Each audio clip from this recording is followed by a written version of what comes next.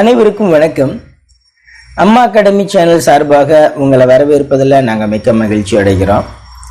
இன்றைய பதிவு பார்த்தீங்கன்னா நம்ம பார்ட் பி, அதாவது குரூப் 2 சிலபஸில் கொடுத்துருக்க பார்ட் பி பதிவு தான். இது நம்மளோட சேனலில் இரண்டாவது வீடியோ. முதல் வீடியோ பார்க்கல அப்படின்னா அந்த பதிவை பார்த்துட்டு இந்த பதிவுக்கு வாங்க. ஏன்னா சிலபஸ் பேஸ் பண்ணது. சிலபஸை நம்ம தரவாக தெரிஞ்சுக்கிட்டா தான் நம்மளால் சூப்பராக படித்து கம்ப்ளீட்டாக அந்த போர்ஷனை முடிக்க முடியும். ஃபஸ்ட்டு வீடியோவை பார்க்கல அப்படின்னா உங்களுக்கு அந்த வீடியோவை நான் ஐகார்டில் கொடுக்குறேன். அந்த பதிவை பார்த்துட்டு இந்த பதிவுக்கு வாங்க. நிச்சயமாக உங்களுக்கு ஒரு கண்டினியூட்டி கிடைக்கும். சரிங்க சார், பார்ட் பி எதனுடைய தொகுப்பு சார் அப்படின்னு பார்த்தீங்கன்னா உங்களுக்கு ஃபில் ஆஃப் போயம்ஸ், அதாவது பொயட்ரி. இதில் பொயட்ரி அப்படின்னா மொத்தம் எத்தனை போயம் சார் கொடுத்துருப்பாங்க?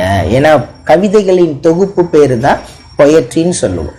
A collection of poems are called poetry. So இது நீங்கள் தெரிஞ்சுக்கோங்க. அப்போ மொத்தம் எத்தனை போயம் சார்? 25 போயம்ஸ் கொடுத்துருக்காங்க சார். 25 போயம்ஸா சார்? பயப்பட தேவையில்லை, ஜஸ்ட் 25 தான். இந்த 25 என்ன மாதிரி க்ரைட்டீரியாவில் படிக்கணும், என்னென்ன எப்படியெல்லாம் கேட்பாங்க அப்படிங்கிறத பற்றி உங்களுக்கு இந்த வீடியோவில் நான் சொல்லிவிட்டு நம்ம பதிவை முடிச்சுட்டு அடுத்த பதிவில் பார்ட் சியில் எந்தெந்த மாதிரி அதில் எப்படியெல்லாம் கேள்விகள் இடம்பெறும் அப்படிங்கிறத பற்றி பார்க்கலாம். சரி வாங்க நம்ம பார்ட் பிக்குள்ளே போகலாமே. Okay, very good. உங்களுக்கு இதில் ஏ பி சி அப்படின்னு சொல்லிட்டு ஒரு 3 காலமாக பிரிச்சுருக்காங்க. இதில் ஃபஸ்ட்டு ஏல பார்த்தீங்கன்னா உங்களுக்கு ஃபிகர்ஸ் ஆஃப் ஸ்பீச், பியில் பார்த்தீங்கன்னா போயம் அப்ரிசியேஷன், சியில் பார்த்தீங்கன்னா important lines. Figures of speech உங்களுக்கு figures of speech list out பண்ணியிருக்காங்க சார். இதுக்குள்ளேருந்து தான் கேட்பாங்களா சார்? இதை தாண்டி ஃபிகர்ஸ் ஆஃப் ஸ்பீச் கேட்பாங்களா சார் அப்படின்னு சில பேர் கேட்பீங்க. கண்டிப்பாக, ஏன்னா ஃபைனல் அவங்க எக்ஸெட்ரான்னு கொடுத்துருக்காங்க. சரி, என்னென்ன ஃபிகர்ஸ் ஆஃப் ஸ்பீச் கொடுத்துருக்காங்கன்னு நம்ம பார்த்துடலாம். உங்களுக்கு இதில் ஃபஸ்ட்டு ஃபிகர்ஸ் ஆஃப் ஸ்பீச் அவங்க கொடுத்துருக்குது அலிட்ரேஷன் கொடுத்துருக்காங்க. நெக்ஸ்ட் பார்த்தீங்கன்னா சிமிலி, அடுத்து மெட்டஃபர், அடுத்து பர்சனிஃபிகேஷன், அடுத்து உங்களுக்கு பார்த்தீங்கன்னா அலிட்ரேஷன் கொடுத்த மாதிரி ரெப்படேஷன் கொடுத்துருக்காங்க. இந்த அலிட்ரேஷனுக்கும் ரெப்படேஷனுக்கும் ஒரு கனெக்ஷன் இருக்குது. இந்த ஃபிகர்ஸ் ஆஃப் ஸ்பீச் பற்றி நடத்துகிறப்போ நான் கண்டிப்பாக உங்களுக்கு நான் சொல்லுவேன், இது நீங்கள் மறந்துடக்கூடாது. நெக்ஸ்ட் ஃபிகர்ஸ் ஆஃப் ஸ்பீச் பார்த்தீங்கன்னா ஆனமோட்டிஃபியா கொடுத்துருக்காங்க, அடுத்தப்பில் ஆனஃபோரா கொடுத்துருக்காங்க. நெக்ஸ்ட்டு ரைம் ஸ்கீம், அதுக்கப்புறம் ரைமிங் வேர்ட்ஸ். சார் இதை தாண்டி ஃபிகர்ஸ் ஆஃப் ஸ்பீச் நான் தான் முன்னாலே சொல்லிட்டேன்ல, இதெல்லாம் அவங்க கேட்டிருக்கக்கூடிய கொடுத்துருக்கக்கூடிய ஃபிகர்ஸ் ஆஃப் ஸ்பீச். இதையும் தாண்டி நிச்சயமாக அவர்கள் கேட்பார்கள். சார் அப்போ நம்ம எல்லா ஃபிகர்ஸ் ஆஃப் ஸ்பீச்சும் படிக்கணுமா சார்? தேவையே கிடையாது. இந்த 25 போயம்ஸை நம்ம பார்க்குறப்போ உங்களுக்கு அங்கங்கே நான் என்னென்ன ஃபிகர்ஸ் ஆஃப் ஸ்பீச் வரும்னு சொல்லுவேன். அந்த லைனோட அந்த ஃபிகர்ஸ் ஆஃப் ஸ்பீச்சை நீங்கள் பார்த்துக்கிட்டிங்கன்னா போதும், கண்டிப்பாக அதை தாண்டி உங்களுக்கு கேட்க மாட்டாங்க. Next B, poem appreciation. Sir இது என்ன sir poem appreciation? School student மாதிரி படிக்கணுமா சார்? தேவை கிடையாது. நீங்கள் அந்த போயத் முடித்த உடனே போயத்துக்கு அப்புறம் கிளாசரி வேர்ட்ஸ் இருக்கும். அந்த கிளாசரி வேர்ட்ஸை நீங்கள் தரவு பண்ணிக்கணும். இதை உங்களுக்கு சினானிம்ஸ்லையும் கேட்பாங்க, ஆன்டினிம்ஸ்லையும் கேட்பாங்க, அதுபோக இந்த போயம் அப்ரிசியேஷன்லையும் கேட்பாங்க. இதை தாண்டி உங்களுக்கு இன்டீரியராக கேட்குறதா இருந்தால் அந்த போயத்தை நம்ம பார்க்குறப்போ உங்களுக்கு லைன் பை லைன் நான் எக்ஸ்பிளைன் பண்ணுவேன். அந்த எக்ஸ்பிளனேஷனை நீங்கள் மைண்டில் உள்வாங்கினா போதும், கண்டிப்பாக நம்மளால் பதில் சரியான பதில் தேர்வு செய்ய முடியும். ஏன்னா நம்மளுக்கு தான் ஆப்ஷன் தானே. ஸோ அதனால் அப்ரிசியேஷன் பார்ட்டை பற்றி நீங்கள் பாதர் பண்ண வேண்டாம். சி பாருங்கள், இம்பார்ட்டன்ட் லைன்ஸ். சார் இம்பார்ட்டன்ட் லைன்ஸ்னால் கிட்டத்தட்ட 25 போயம் சொன்னீங்களே சார், அந்த 25 போயத்துலமே அந்த 25 போயமுமே தெரிஞ்சாகணுமா சார்? அப்போ தான் நம்மளால் அந்த லைன்ஸை கரெக்டாக பிக் பண்ண முடியுமா சார்? அப்படிலாம் நீங்கள் ஒன்றும் போட்டு நினச்சிக்க வேண்டாம். அந்த 25 போயம்ஸில் ஃபார் எக்ஸாம்பிள் நம்ம ஒரு ஸ்டாண்டர்ட் வைஸ் எடுக்கிறோம். இப்போ 10th எடுக்கிறீங்க, 9th, 8th, 7th, 6th இப்படி கொடுத்துருக்காங்க அப்படின்னா உங்களுக்கு ஒவ்வொரு ஸ்டாண்டர்ட்லையுமே அவங்களுக்குன்னு மெமரி போயம் செட் பண்ணியிருப்பாங்க. இப்போ 10th 4 மெமரி போயம்ஸ் இருக்கும், 9th 4 இருக்கும், 8th ஒரு 3, 7th 3, 6th 3, இவ்வளவுதான். இந்த மெமரி போயம்ஸை மட்டும் நீங்கள் மைண்டில் வச்சுக்கிட்டா போதும். அதுக்காக எல்லாத்தையும் மெமரி பண்ணணும் அப்படிங்கிற அவசியம் கிடையாது. அந்த லைன்ஸை நீங்கள் ஒரு 2 or 3 டைம்ஸ் கிளான்ஸ் விடணும். அதுபோக நம்மளோட சேனலில் நம்ம உங்களுக்கு சம் கோட் வேர்ட்ஸ் கொடுப்போம். இந்த போயத்தில் எப்படி நீங்கள் கோட் வேர்ட் வச்சுக்கலாம், இந்தந்த வார்த்தைகளை நீங்கள் மைண்டில் வச்சுக்கிட்டிங்கன்னா இந்த வார்த்தைகள் எல்லாம் இந்த போயத்தை ரெஃபர் பண்ணும் அப்படின்னு ஒரு ஐடியாவும் கொடுத்துருவோம். நீங்கள் பயப்படணுன்ற அவசியம் இல்லை.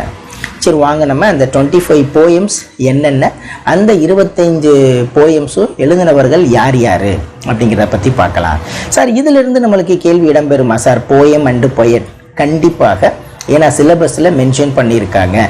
போயம் எழுதின போயத்துடைய நேமும் அந்த போயத்தை எழுதின நபரும் கொடுத்ததனால் போன சீரீஸில் நம்மளுக்கு கேட்ட மாதிரி மேட்ச் த ஃபாலோயிங்கில் கேட்கலாம், அல்லது நேரடியாக இந்த போயத்தை எழுதினவர் யாருன்னு கூட கேட்கலாம். For example, stopping by woods on a snowy evening which was written by days கேட்டால் ஏன் சார் கேட்டீங்க, நம்ம அவங்கள கேட்க முடியுமா?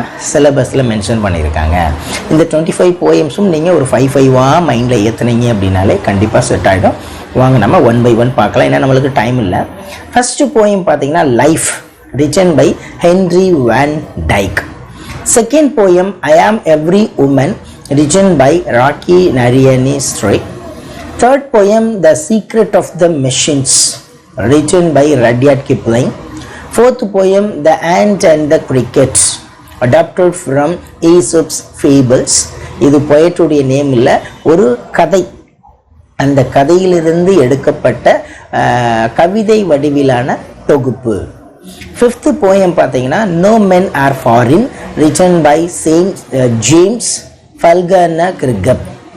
Sixth poem the house on Elm Street, written by Nadia push.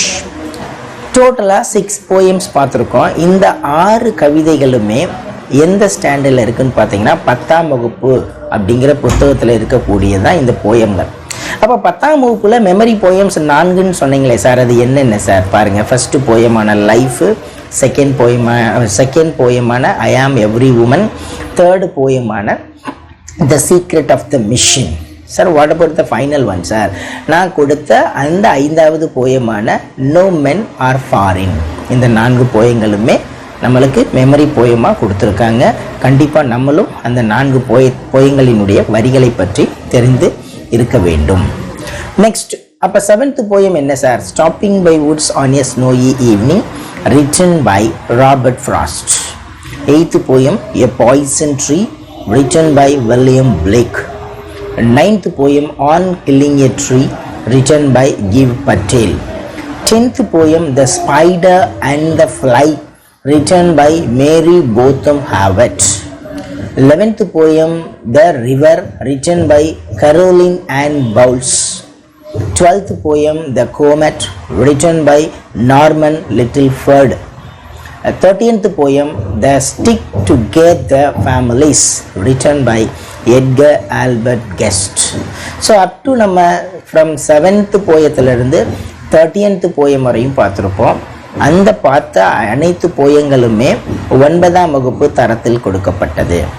Sir இந்த 9ஆம் வகுப்பில் எது எதெல்லாம் மெமரி போயம் சார்? பாருங்கள், stopping by woods on a snowy evening, இது நம்மளுக்கு மெமரி போயம் 9th ஸ்டாண்டர்டில் இருக்கக்கூடியது.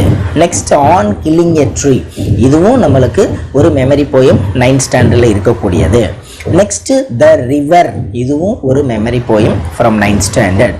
ஃபைனலாக கொடுத்துருக்க போயம் பார்த்தீங்கன்னா நம்மளுக்கு த கோமெட், இதுவும் ஒரு memory poem from 9th standard. அப்போ 10th over 9th over. Next 14th poem பாருங்கள், special hero, written by Christina M Kerschen. 15th poem making life worth while, written by Edgar Albert Guest. 16th poem A Thing of Beauty, written by John Keats. 17th poem Lessons in Life, written by Prakati Bryant and Daniel Ho. 18th poem My Computer Needs a Break, written by Shantini Govindan. So இதுதான் 8th ஸ்டாண்டர்டில் கொடுக்கப்பட்ட கவிதைகள் from 14th up to 18 வரைக்கும். Sir இதில் எது sir memory poem?